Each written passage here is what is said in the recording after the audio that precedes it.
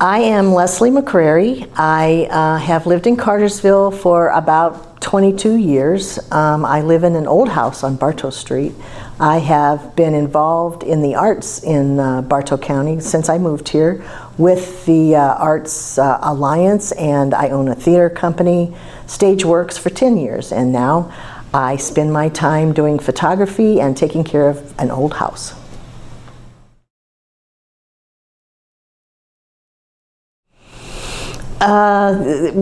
When my late husband and I bought the house, we did it so that we could stay involved in doing something together. And as we got into the house, he was ill. As we got into the house, it became his reason to get up in the morning, and we got so interested in it, we started doing research on it and decided what we wanted to do as far as restoring it.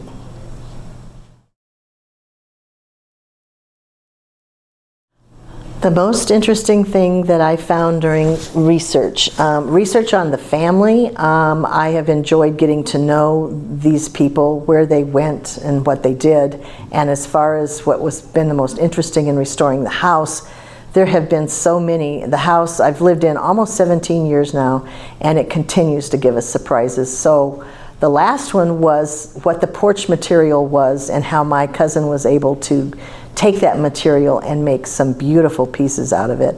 That has been, so far, the best thing, I think, so far. Good afternoon. Welcome to the Bartow History Museum's May Lunch and Learn. We're glad to have you out this afternoon. My name is Trey Gaines. I'm director of the museum, and looking forward to our good presentation today. Before we get started, let me give a couple of upcoming announcements. Our evening lecture this month will be in a couple weeks on May 30th. That's a Thursday evening at 7 o'clock. Ron Goss will be here. He's going to be talking about his historic preservation project, specifically on the Rudy York House here in Cartersville on Tennessee Street. If you don't know who Rudy York was, he was a well-known baseball player back in the day, and Ron has a special affinity both for historic preservation and also for baseball and Rudy York. So he's going to regale us with a lot of great stories. Summer camps, or registrations for summer camps are open. If you've got kids or grandkids that you want to send to summer camp at the museum this summer, that registration information is on our website. We've got some great camps, including Safari Seekers, Pirate Party, Game On, and then just in time for the Olympics this summer, one called Olympians. Unfortunately, we don't have the adult versions of any of those because those will be fun. Especially the pirate one, right? Yeah, exactly. I also want to announce an event that just got on the books last week. We're going to throw an afternoon tea on June the 15th. That's a Saturday. Valerie Holt's going to come, and she's going to walk us through what a tea party looks like and the history behind tea parties and all the elements that go along with tea parties. That's on Saturday, June 15th from 2 to 4 in the afternoon. We're still putting together the specifics on that, so that ticket information will come out probably later this week. Also, you may have noticed the long tables down the center of the hallway outside the door here. We're having a spring sale. Some of you have already hit it. Thank you. The rest of you can hit it on the way out. All right. Well, let's get started with our speaker today. Let me introduce our speaker, Leslie McCrary. Leslie, who is originally from Southeast Missouri, says she's moved around a lot in her life, including through several states before landing here in Cartersville.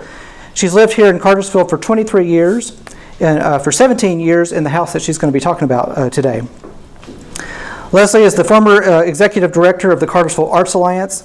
She was also the artistic director for Stageworks for about 10 years. And that's where we got to know Leslie when she did a lot of work with our cemetery tour that we used to do with her for many, many years. So if you came on any of those early years of the cemetery tour, Leslie was the woman behind the mask, behind the costume. So please join me in welcoming Leslie McCrary. Thanks, Trey. Oh, wow. Nice group of people, smiley faces, and I love to tell stories, so I think we're going to have some fun. I had never lived in an old house before this one. Well, maybe some that I lived in earlier at this stage in my life will be considered old now. I don't. But when we bought this house, the first thing I wanted to know was two things. First thing was about the house, of course, but I wanted to know about the people who lived there. So what I started with was the very first person. The first person that lived in the house that I live in now was Jesse Jackson. And I'm sorry this is such a horrible picture, it's a newspaper picture, but I thought he had kind eyes, and I kind of bonded with him over the house. And my late husband Dale and I, when we bought the house, we went and did a little research on this, and we got the house about 2006. And once we started finding out about Jesse, I'm a genealogist as well, so I probably found out more about Jesse than anybody should have found out about Jesse. But he was born in 1873. His great-grandparents were Mark and Bathsheba Jackson. They came to this area in 1838 and settled in the Stylesboro community. His grandparents were William and Susan Jackson. His parents were Levi Young and Mary McFadden Jackson.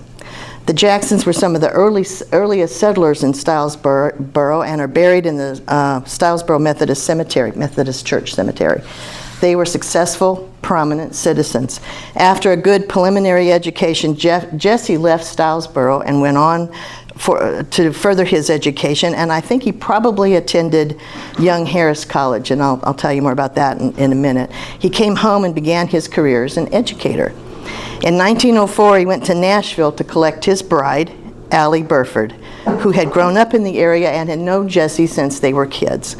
She was the daughter of Robert and Mildred Smith Burford. Allie, too, had received an excellent education in nursing and was employed as a nurse at the Briggs Infirmary in Nashville. Jesse and Allie married October 5th, 1904 in Cassville. The ceremony was performed by the Reverend J.A. Sharp, who happened to be the president of Young Harris College, which is why I think Jesse went to school there.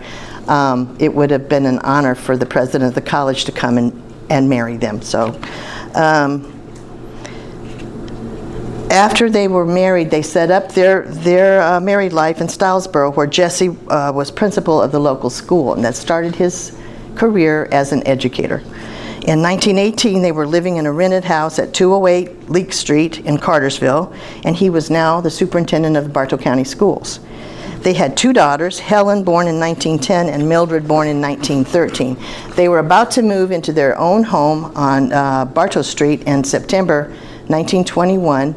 Jesse finalized the purchase of the new home for $750 from builder Z.M. Jackson. And this family of Jacksons built a lot of old homes in this town, but as far as I can tell, they were not related to Jesse Jackson's family at all. It was a 2-bedroom, 1-bath, bungalow-type home with a 1.5-story wooden frame house on about a half-acre lot. Jesse and the family lived there until his death in 1932. He was just 57 years old. He is buried with his ancestors in the Methodist Church Cemetery in Stylesboro. The house remained with Allie and his two daughters until 1965. Dale and I became the owners in 2006 and began the adventure of restoration, remodeling, and renovation. This is how it looked when we bought it. People just told me, "Oh, you bought the mustard house on Bartow Street," which was interesting. When we got looking at it, it was covered in this yellow siding. We thought it was aluminum, and it turned out to be tin siding. This is the back of the house. Even the corbels on the house, they had wrapped the corbels in the siding, on the brown part of the siding. And when we took the siding off, the corbels were perfect. We got to use everything that was new. Under the siding, when we finally took the siding off, we discovered that the covered front porch was still there. The contractor found a place at the back of the house where termites had attempted to feast, and they were unsuccessful. Termites apparently don't like cypress, which is what we were told is the siding on the house was cypress boards. We removed the covering on the porch and discovered the original front door. It had the original wavy pane glass in it, and it's still there now. We've kept that. And we found a front window that was behind the walls that we did not know that was there. Okay, on the back of the house, We removed, there was a awning type thing over the back of the house and one over the side. Someone apparently had parked an RV because the awning was tall. It went up to the second story. We removed those awning covers on the back and the side of the house, and the outside was then ready to rebuild. It was restore, rebuild, get after it. It was time to start on the inside. Yeah. That's kind of what I thought. What have I done? The house originally had plaster walls. Unfortunately, they were not only cracked, but they were bowed, they had come loose from the lath. So we had to take all the plaster off. And when we took the plaster off, we pulled the carpeting up and we found oak flooring that was in really good condition. And when we took the plaster off, we could stand in there was no insulation at all in the outside walls, none. We could stand in the middle of the house and wave to our neighbors on either side. It was unbelievable. This is the living room fireplace. It had a narrow firebox, and what we discovered is that they had, of course, burned coal instead of wood in this fireplace, which meant that there was a tremendous amount of soot. When we took the walls down, it was unbelievable, the amount of soot. The next one is, okay, this is the front bedroom. There was another fireplace in the front bedroom. This was the original main bedroom, master bedroom in the front of the house, and it had a summer cover over the fireplace, which we did not touch. We were afraid if we took that off, the soot would roll out in clouds, so it is still hooked to the fireplace to this day. The previous owners had turned the attic into a bedroom, well, actually 3 bedrooms upstairs. Can you go to the next one? Yeah. Oh, this is the dining room. What they had done when they turned the upstairs into bedrooms, they had put insulation. So there was this insulation that was absolutely covered in soot. And I have had people ask me, did you keep the beautiful crystal chandelier? And no, that's plastic. I was disappointed. I thought it was, a real fine, but it was plastic teardrops. Go to the next one. Okay, this is the view from the dining room once we started taking down the walls and everything through to the living room. That's the fireplace on the top. It's starting to get cleaned out a little bit. We saved between the dining room and the living room, there were like French doors. We saved those doors. We took them down and saved them. They too had the original wavy glass and the original hardware, which is beautiful. And we saved all the doors and all the hardware from the doors to put back later, so we kept all of that. Even the hinges, we kept the hinges. I spent hours with a tub of paint remover taking paint off of these hinges, but they're beautiful once they're done. Let's see what we got next. Okay, when they took the original 2-bedroom, 1-bath house into a 2-story house, it was actually a story and a half, is what they call them. They put a staircase up from, and I don't know who did this. We were the 5th owners of this house, so I don't know where along the line this happened. There were no rails, and it stuck out into the hallway the hallway went down and into the kitchen, and it stuck into the hallway, which was actually against code. So in order for us to keep the stairs and use the top part, we had to angle the hallway and put a new header in so that there was the space that would comply with the codes. And we had to put rails on those stairs to go upstairs. It worked out well. We widened the hallway, and you can't even tell it wasn't originally what was there. This is the hallway bathroom. It was the main bath for the whole family. All 4 of them shared this bath.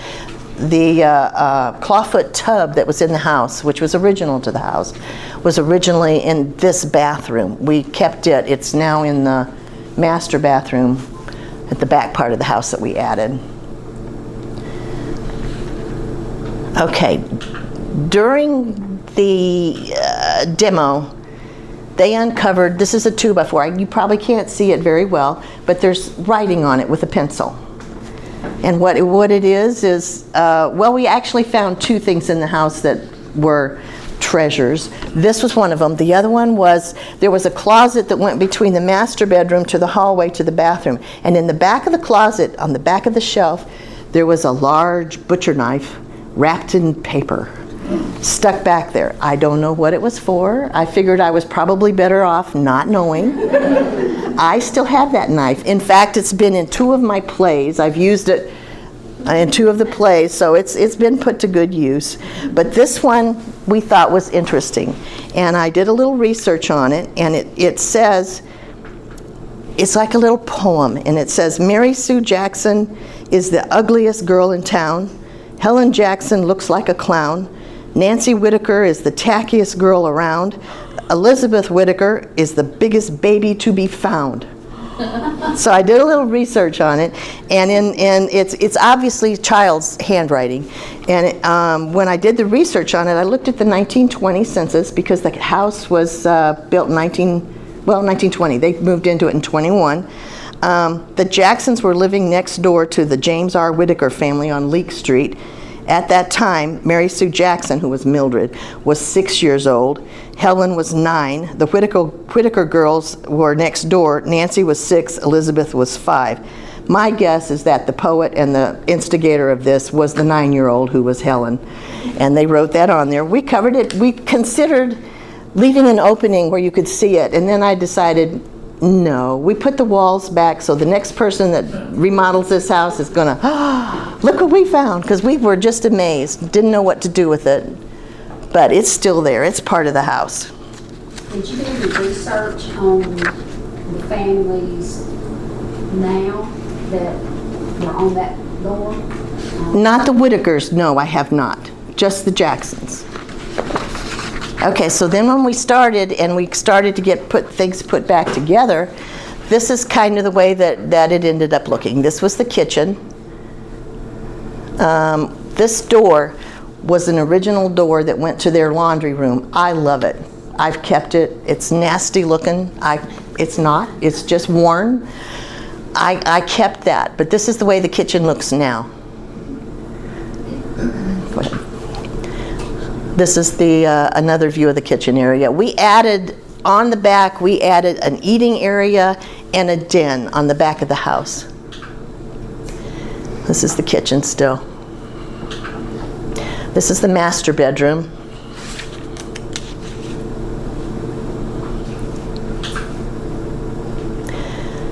This is that awful fireplace that you saw in one of the earlier pictures. We managed to find some Italian things that we used to enclose the fireplace, which turned out pretty well. And I had them put bookcases, which I thought would be, the windows were original, and I thought maybe at this age of house there would have been bookshelves on either side of the fireplace. So we had those put back. And these are kind of older pictures, but this is the way that it looks now. That's the staircase that had no rails. Just my builder, I had 2 guys that worked for the builder. He put the little swirls, and I came in one day and saw what he was doing, and he said, "Do you like this?" And I said, "I love it. Let's keep it." So we did. So that was his idea. Okay, this is the way the bathroom looks now.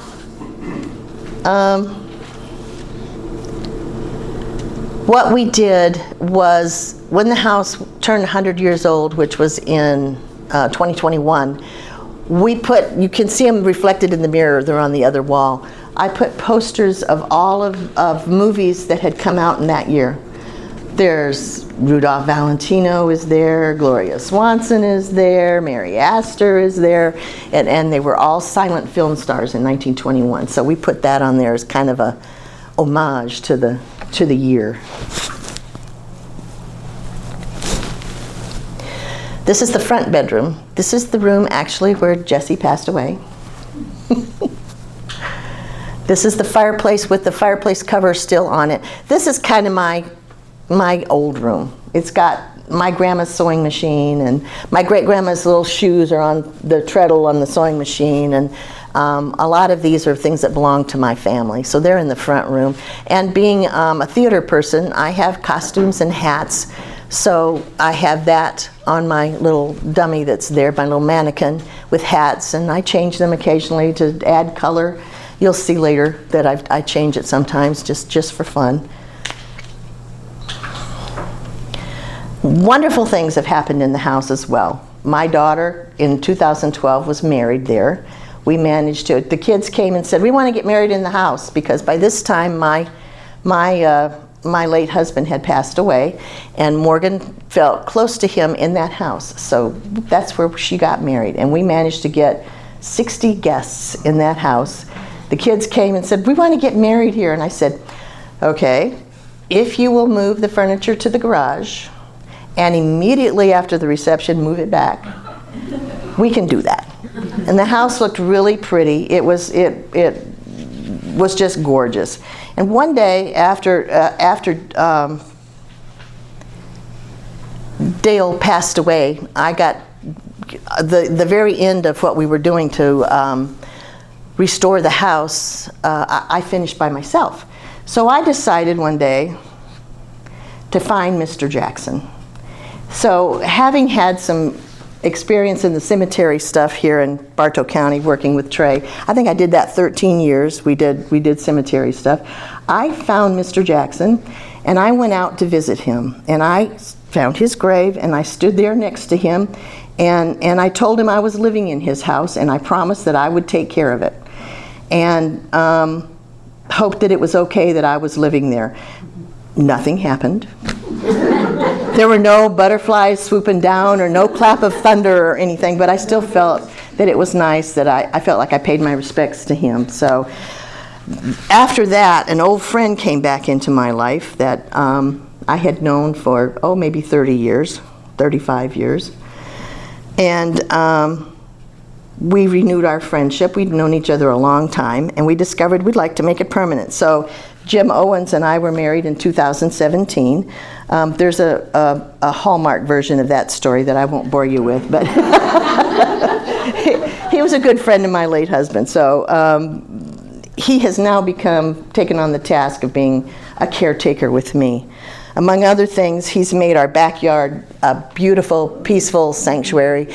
We have the screen porch. He put in the sidewalk around it. He's fighting dandelions and clover daily. This is the door to I built a garage too. There was a shed there. We took the shed down and we put in a garage, and have put flowers, and this is the backyard the way that it's going to look in about a week.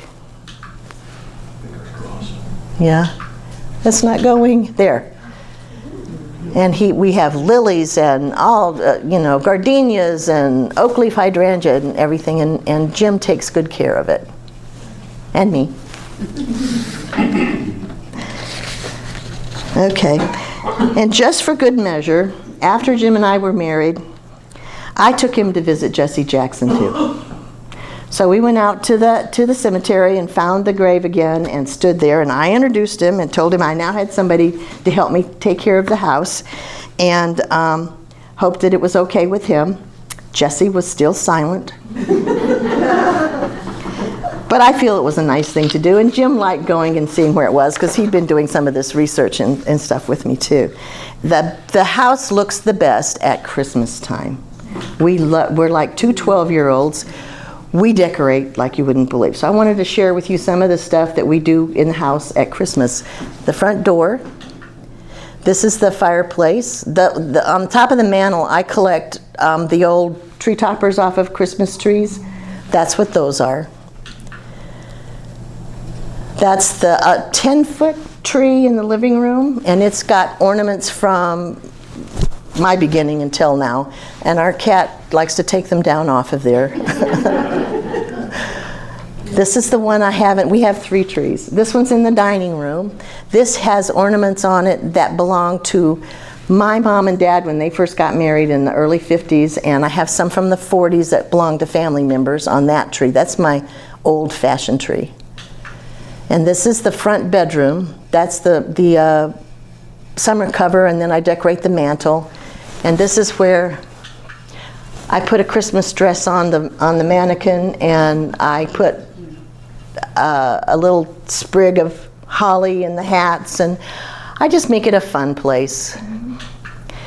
This is the one that's in the den. This has ornaments on it that Jim and I have collected. We've been married almost 7 years now, so these are some that we have collected, and this is on the tree in the den. The den, this table is at the end of the kitchen. This is the part of the house that we added. And in the next picture, you will notice Jim's stocking is a whole lot bigger than mine. Okay. The other happiest thing that's happened since we moved into this house is a grandson. Jim is an expert chef when it comes to making breakfast, and his specialty every Christmas is we have sausage gravy and biscuits, and he's decided to pass his knowledge of this along. He was a month old. That was his first attempt at helping Grandpa make sausage gravy at Christmas, and this was this past year. He's 5 now. He graduates from pre-K Friday.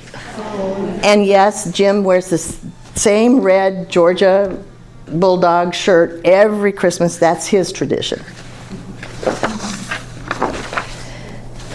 Okay, I have done a little more research on the family and found that after Jesse passed away, Allie, Helen, and Mildred, Allie the wife, and the 2 daughters, Helen and Mildred, all moved to Florida eventually. She stayed in the house a little while. One of the things that I found that I thought was interesting was that I found where they were returning from a trip to Havana. They went to Havana in 1937, and I thought, why? But they did. But they did, and they apparently had been there and had taken this holiday together. Allie died in St. Petersburg, Florida, and is buried in the cemetery in Tarpon Springs.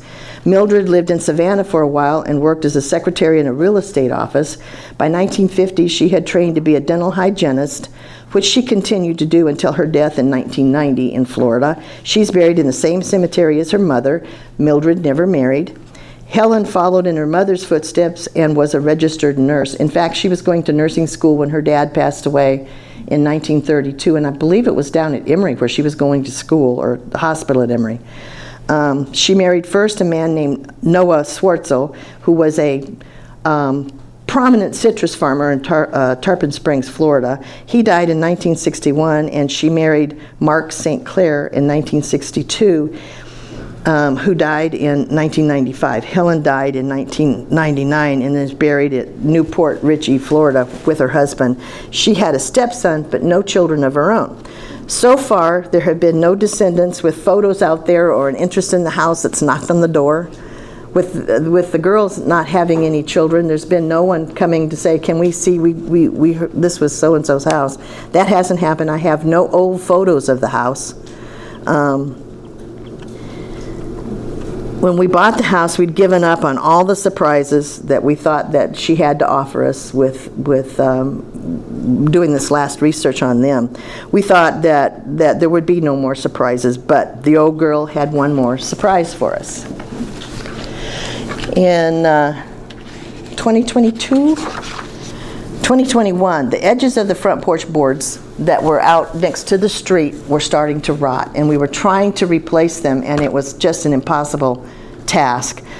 So we decided to replace the old wood, and when we took it out, well, let's see. Go to the next one, babe. Let's see.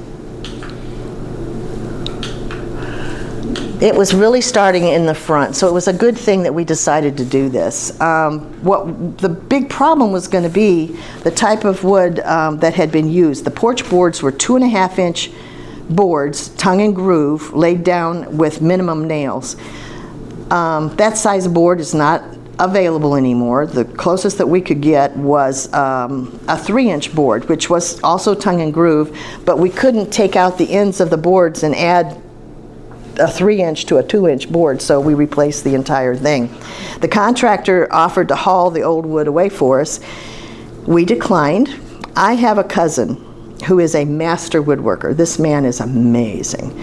I called him and asked him if he was interested in the wood, and he said, oh yeah.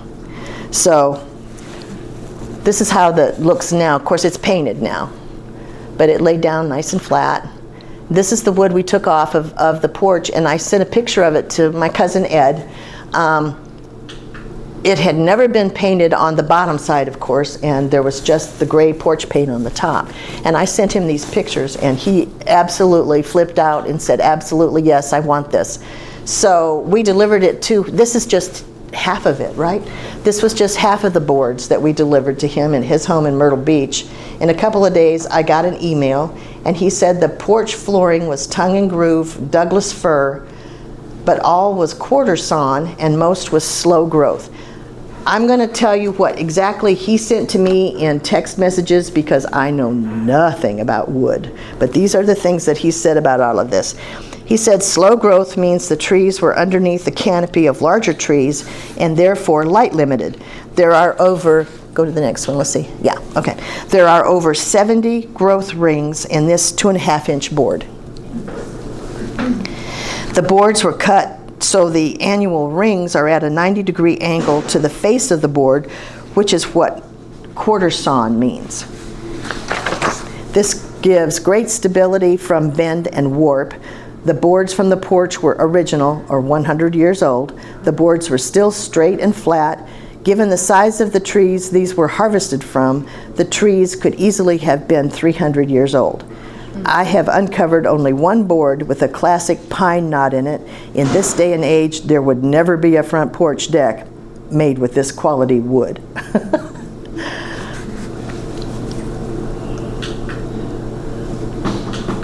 Okay.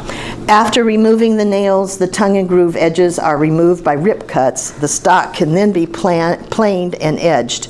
I forget how many, he had to buy special saws to plane the paint that had been year after year after year put on this, and I think he bought, He had to resharpen. he resharpened them, well, I think he bought several too, just to get the gray paint over 100 years off of those boards. So when they were, when he got them all planed and ready to use, they were ready for him to build a blanket chest, which is what he started to build. This is the cutouts for the legs and the centerpiece. This is the blanket chest that he built for his wife. And he decided, when his note was, this needs a finish. All the woodwork that's done, it's amazing what he is able to do. The man's a chemist by trade. He's retired, and he has a fabulous workshop, but this is beyond anything I've ever even known you could do. Okay, this is the finished product. He put only a couple of coats of tung oil on it. But it shows, he said it shows how tight the grain is. The Douglas fir grows only in the Northwest, and many barns and houses are built of it. This is highly prized wood to woodworkers. The next one should be the back. Yeah, that's the back of the chest. He orders all the hardware from a special company in England, I think, so that it's the right time period, the right type of hardware for it. This is a memorabilia box that he made for me.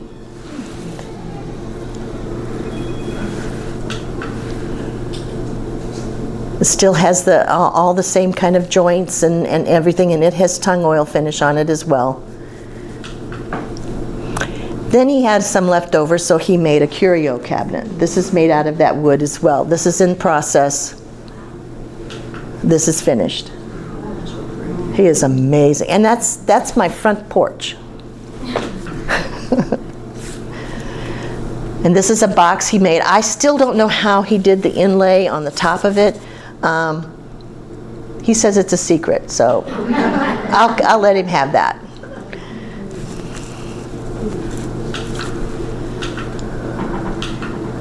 This is all that was left of my front porch wood when he finished making a blanket chest, 2 boxes, and a curio cabinet. That was all that was left, except he made one little gnome for me that for Christmas, because he knows how much we love Christmas.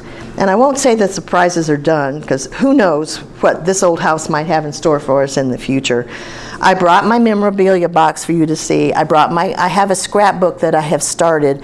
Now that we have all of this information about the wood, I'm going to make a new book, but you can see kind of more pictures if you'd like to look at it. You can look at my memorabilia box, and that's the little gnome he brought me. And feel free to examine them. They're beautiful, and I am so thrilled to have them. So we'll just wait for surprises and see what comes next, because it seems like they're going to... But we love the house. We love being there. And if you're out walking, want to come by, knock on the door. We're happy to show you around. Usually we're on the back screen porch where he has built that. It's amazing to have that sanctuary. We are 2 blocks from the train, 1 block from Main Street, and it's just peaceful and tranquil, and it's gorgeous. So that's where we spend a lot of our time.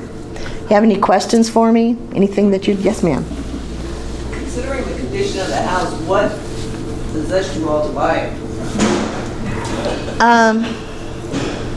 Dale was ill, and he had always wanted a bungalow house, and they belonged to some friends of ours, and they were in the process of selling. And he said, "What do you think?" And I said that was fine. Dale was the mastermind behind all of this, and it kept him going for 16 months. And he designed the house is laid out a fabulous way to live. You go from the kitchen to the laundry room to the master closet to our bathroom to the bedroom, and he designed that flow so that we could do all of this. He designed where it was an open room in the living room. We added a wall so that we had an entry hallway. But that's why we did it, is because it was his dream and I wanted him to have it. So that's what we did, and he was very proud of it. What did you replace the plaster walls with, drywall? Drywall. And did you have to take the ceilings down too? No. No, they stayed. Did you have to do a lot of plumbing and electrical, or was that All plumbing, all electrical. The electrical had the cloth wrapped wires and the insulators. I left those because I thought they were interesting, so they're all in the attic. And but all new wiring, all new plumbing. We had to have the plumbing from the house to the street replaced because it had concrete, it had a little bit of the white pipe, and it had the lead piping, and that's all been replaced to the street. But yeah, we while the walls were down, we did everything. That's called knob and tube wire. It's called what? Knob and tube wire. It's still in the house. For whoever finds it, they'll know. With the little insulators? You'll never have a problem with that kind of ever sparking, because they're inches apart and they're in the tube. So you never have to worry about somebody getting shot because of the way it's set up. Well, they're still there. I thought it would be fun to leave it all there. The whole thing is a very good way of doing electricity, but today it's all in one wire. Mm-hmm. And who were the other families that lived there? I don't really remember all of their names. I didn't recognize. They lived there for. Well, they bought the house in 1921, and the girls sold it in 1965. So the bulk of the time was in their family, and it went from different families. The really funny thing, who they sold it to was a man named J.P. Owen. His name is J.P. Owens, and we thought that was so interesting that they had sold it to somebody that had his name that long ago. But there were others that lived there. I don't remember all their names. Do you know how many square feet it is now? And what was it when it was built? I'm not sure what it was when it was built. I'm not even sure what it is now.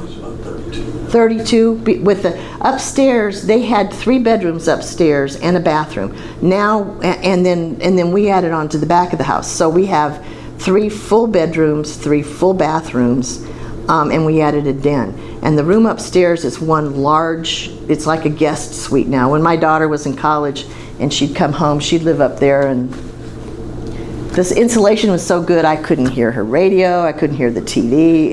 It's great. And we had insulation put in the house. They call it a house wrap. And my poor neighbors, our utility bills are nothing compared to theirs because they still don't have insulation in their walls.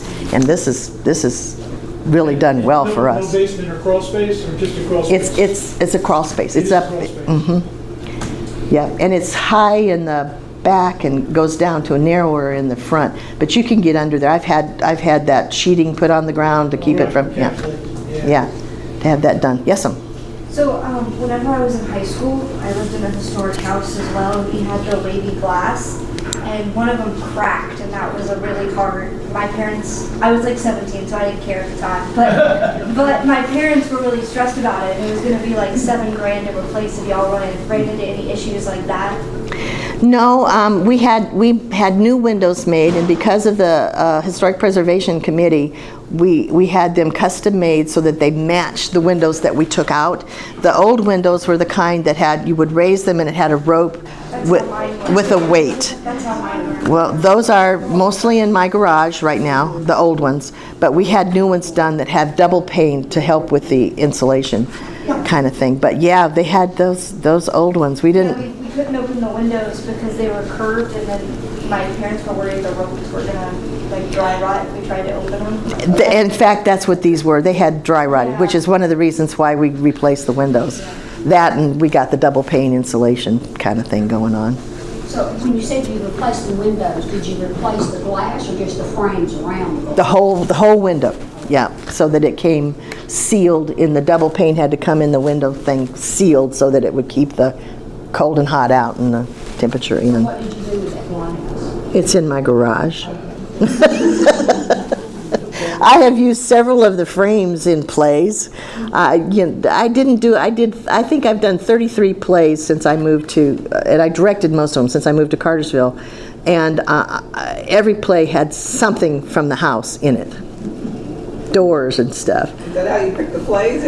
No, but it's how we did the sets, how we would pick out the furniture and the things for the sets. Yeah, and so many of those antique things you saw in the front bedroom have been in. The wall phone in the kitchen has been in 2 plays. You had who did you buy the house from? And would J.P. Owen, by chance, be Joe Owen connected to Owen Funeral Home? Yeah, his name was Joseph P. Owen, as far as I know, and he passed away. And the last time I looked at some of that, his family was selling the house. We bought it from the Delmonicos, is who we bought it from. Because they would have built the funeral home behind the house on Main Street, I guess, or maybe they owned it on Cherokee before they built the one on. The funeral home is across Bartow from me. It's now going to be the right next door to me is Dr. Choate's house. Behind me is the old hospital. Okay. And all right, now I know which one. I grew up on West in Bartow. oh, okay. Now I know which house it was. Yeah, and the funeral home that became the police station is across the street and then down 1 block from me. So I wondered if they lived there when they built that, or if they had already moved on, or. When they built the funeral home? Jesse died in '32, and then they started moving around. I don't know if they managed to rent the house, because I found in one of the census records where Helen was a nursing student and lived in an apartment in Atlanta, and her mother lived with her. So I don't know who was in the house up here then, but they still owned it. But rental records are almost impossible to find. But they sold it after their mother died, so I don't know who lived in it actually, but all I have found is the possession, ownership. Now, when you bought the house, it was obviously vacant, right? No. I mean, as far as you weren't going to move right into it. How long did it take you to restore it to where you could move into it? We had a house in the Waterford, and we stayed in our house, and it was probably 9 months, maybe a little bit more than that, because I know that at one point I had 2 houses that, once it went from a construction loan into a mortgage loan, I had 2 houses with loans on them, and Dale passed away, and so I had to sell the one in the Waterford and moved everything into the Bartow house. And I never have felt afraid in that neighborhood. I lived there 10 years by myself, and I have never felt afraid in that neighborhood. I mean, even when the police station moved away, I never felt afraid.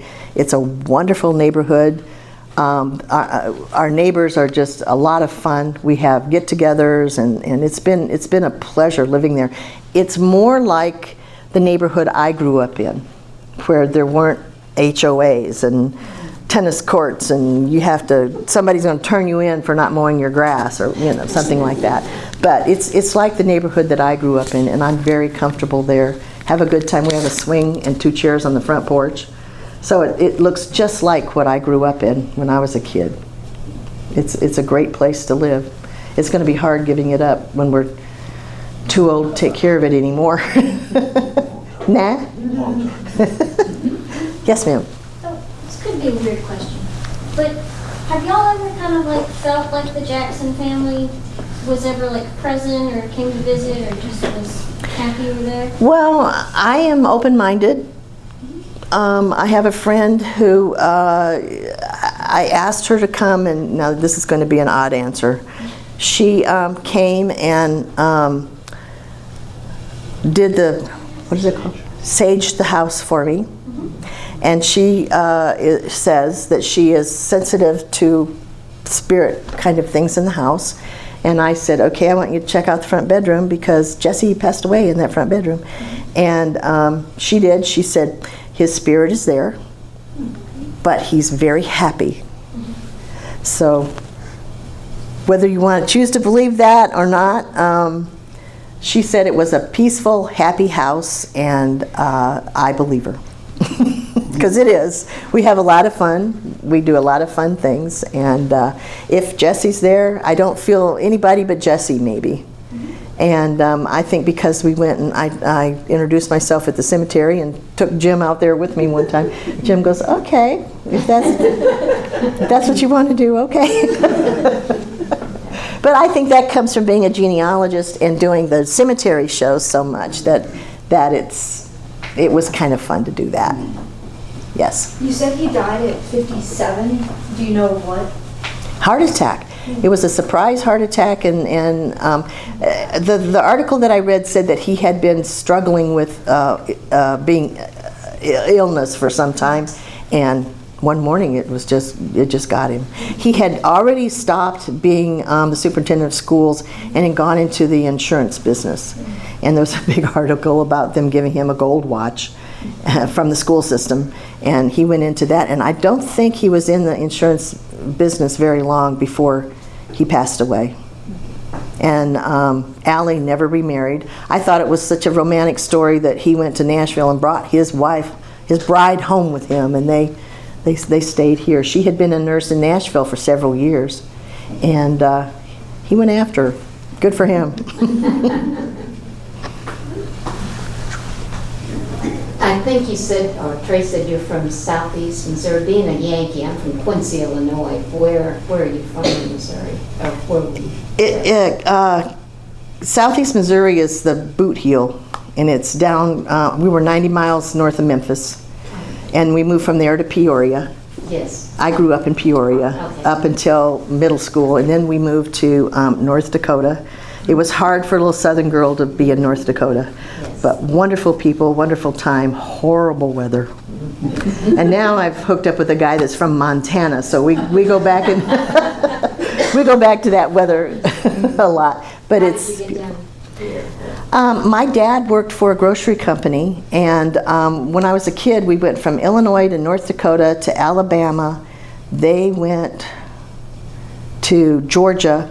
And they kept changing the locks on the doors, but I found them anyway. And I'd move home. I'd go to school, come home, and kind of thing. And then when they moved to Atlanta, Dale and I met in Atlanta here. And we stayed here. Then we moved to North Carolina and then moved back here. And I've been here ever since. I decided that house is where I was going to plant my little feet and make my stand. So that's what I've done it'll be 17 years this fall. Since I moved in there. Jim's been with me there for almost 7 years. Any other questions? Okay. Well, Leslie, what a remarkable story, and thank you for sharing that with us. Storyteller. Please do come up and check out her scrapbook and her box and her little gnome. Does it have a name? I haven't named him. Maybe I will. I don't know. Bartow. I'll name him Bartow. There you go. Thank you all for coming out this afternoon. We'll come back and see us again next time, and come in 2 weeks and hear Ron Goss. Check out our camera exhibit while you're here if you haven't already done that, and of course the exhibits are upstairs. But thank you for coming. We'll see you next time.